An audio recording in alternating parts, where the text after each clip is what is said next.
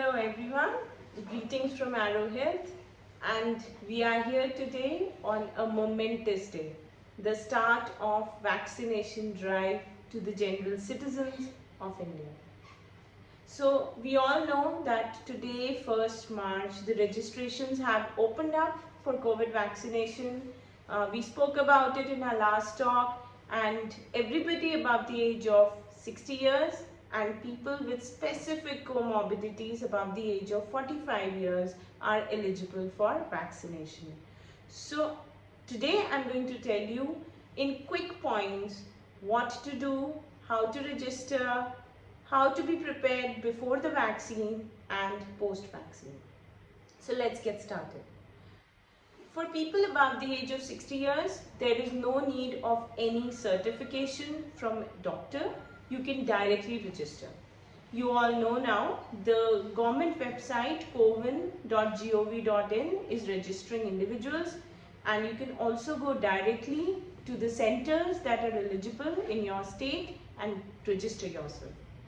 So for people above 60 years, you can just walk in or register with your details, your ID, the Aadhaar card, PAN card, whatever ID you provide. And for those who are above 45 years of age, the government has laid down certain specifications. So in quick points, who is eligible to get the vaccination if you are between 45 and 60? Firstly, people with heart disease. So people with heart disease have been given a preference. So if anybody has had bypass surgery, if people have had valvular heart surgeries, if people have had heart failure, then if they are above the age of 45 years, they can get the prescription from their doctor and they are eligible for vaccination. A majority of our population between 45 and 60 years of age is the one who have hypertension and diabetes. So are all of those patients eligible?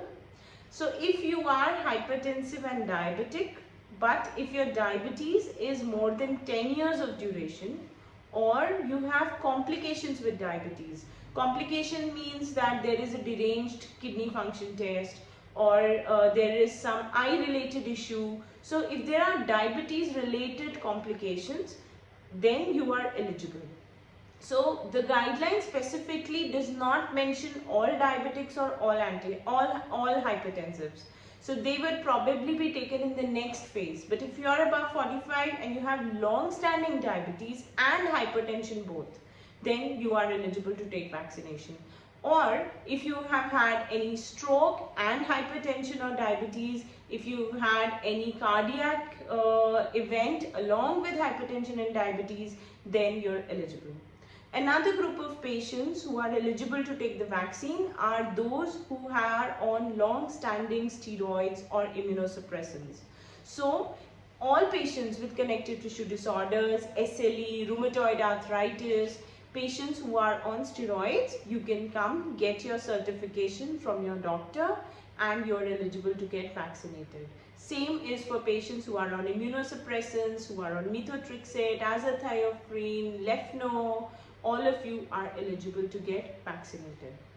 Amongst the respiratory patients, if you have a chronic respiratory disorder, so here we are not talking about patients who had one episode of bronchitis or one wheezy episode because of an illness or infection.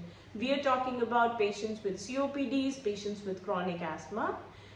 They are eligible above the age of 45 years, but there is one caveat at that, because it has been specifically mentioned that if you've had any hospitalization in the last 2 years, or your PFT shows a value of FEV1 less than 50%, then you can come in this round. So people who do not qualify in this zone probably will be taken up next, but as of now, make sure you've had a PFT which can back your results and show that the FEV1 is low, then you can go for this round. So you can get a fresh PFT done or you can show your previous report, but it's very important because you will have to show the original records backing up this information at the vaccination center to be eligible.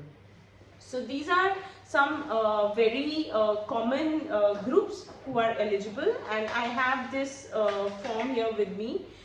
It also mentions patients with recipients of stem cells, patients who've had transplant done, patients who've had immunodeficiency diseases and HIV, patients with decompensated liver diseases or liver cirrhosis, lymphoma, leukemia, cancer patients, sickle cell disease patients. So this is a type of a proforma that has to be filled by the doctor. So if you visit your doctor, he will be filling up this information, and along with this information or this proforma, you have to take the document that is supporting this. So if it's a blood report, if it's a histopathology report, it is the pulmonary function test report, that has to be taken along. It's still not clear whether digital formats of this proforma will be accepted at vaccination centers. We'll have to see what happens. So as of now, you will probably have to go and get this signed by a doctor. Preferably if it is your treating doctor, it would be good. He'll get a chance to examine you and make sure you're fit for vaccination. Now quickly, I would like to end by giving you 3 to 4 prerequisites on the day of vaccination. So before you go for vaccination and you've decided your date for vaccination, make sure you check your BP in the morning. All my allergic patients, asthma patients, COPD patients, make sure you have taken your inhaler in the morning. If you are on intermittent inhalers, I advise you take your dose in the morning before you go for your vaccine. You can take an anti-allergic pill in the morning if you're very concerned about allergic reactions relating to the vaccine. Although we are 6 million Indians who have already been vaccinated, and there are very few reports of severe allergic reactions, if any. There are no reports of vaccine related deaths directly attributable to the vaccine so far. So it is safe to take the vaccine, but you can take an anti-allergic pill in the morning. Get your BP checked in the morning before going for the vaccine. If possible, also get it checked at the center. What to do post-vaccination? 30 minutes you will be asked to stay. Get your BP checked again if possible. Wait, watch for any signs. If your BP is shooting up, you have a chest pain, report immediately. If you have any severe swelling, redness, itching all over the body, report immediately. Come home, take an off, take rest, and take paracetamol if required. You can also take it prophylactically after coming back home, because it is highly expected that you will have some body aches and fever on the day of vaccination.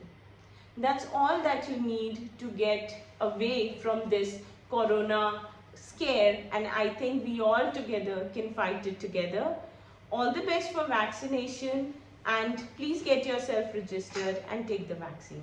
Thank you. Have a nice day.